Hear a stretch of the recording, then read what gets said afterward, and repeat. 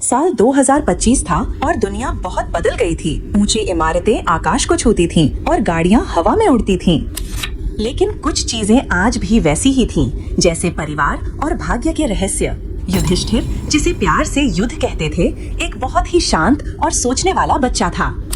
वो एक खास संस्थान में रहता था जहाँ बच्चे भविष्य के लिए तैयार किए जाते थे। युधि हमेशा महसूस करता था कि वह दूसरों से थोड़ा अलग है।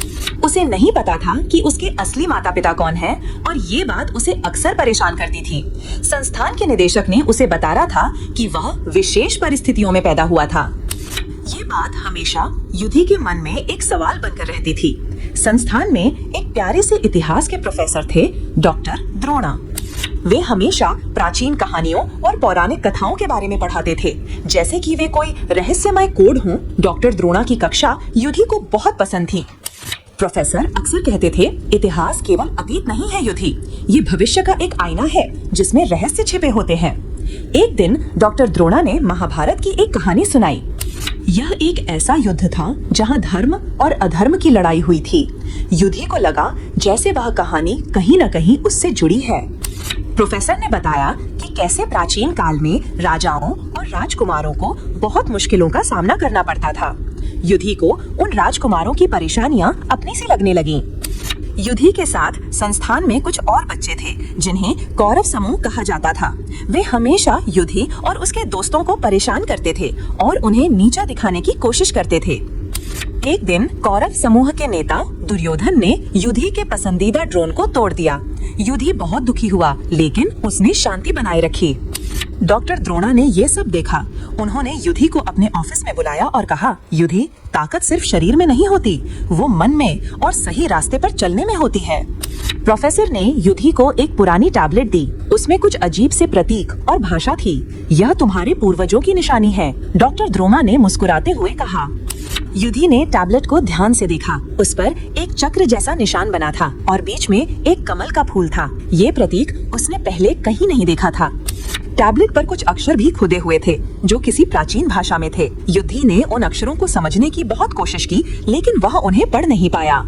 डॉक्टर द्रोणा ने समझाया, यह एक धर्म चक्र है जो न्याय और सच्चाई का प्रतीक है। यह तुम्हारे परिवार से जुड़ा हुआ है। युधि को ये सुनकर हैरानी हुई। तुम्हें इस प्रतीक के पीछे छिपे रहस्य को खोजना है युधि, डॉक्टर द्रोणा ने कहा। ये तुम्हारी असली पहचान और तुम्हारे भाग्य का रास्ता दिखाएगा। युधि ने अगले कुछ दिन उस टैबलेट और उसके प्रतीकों पर रिसर्च करने में बिताए। उसने लाइब्रेरी की सभी प्राचीन किताबों को खंगालना शुरू कर दिया। एक पुरानी ऐतिहासिक पुस्तक में उसे वही धर्म चक्र का प्रतीक मिला। पुस्तक में लिखा था, यह प्रतीक चंद्रवंश के पांडवों से जुड़ा है जो न्याय के रक्षक थे। पांडव शब्द सुनकर युधि को अजीब सा महसूस हुआ। उसे लगा जैसे वो शब्द उसके कान में सदियों से गूंज रहा हो। क्या उसका परिवार वाकई इतना पुराना था? युधि ने डॉक्टर द्रोणा से पूछा, सर, क्या मैं पांडवों से जुड़ा हुआ हूँ? डॉक्टर द्रोणा ने मुस्कुराते हुए कहा, तुम्हें ये रहस्य खुद सुलझाना होगा युधि। युधि अब और भी ज्यादा दृढ़ हो गया था। उसने महसूस किया कि उसे न केवल अपनी पहचान बल्कि एक बड़े उद्देश्य को भी समझना है।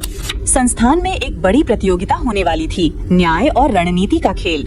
दुर्योधन और उसके समूह ने पहले ही दावा कर दिया था कि वे ही जीतेंगे।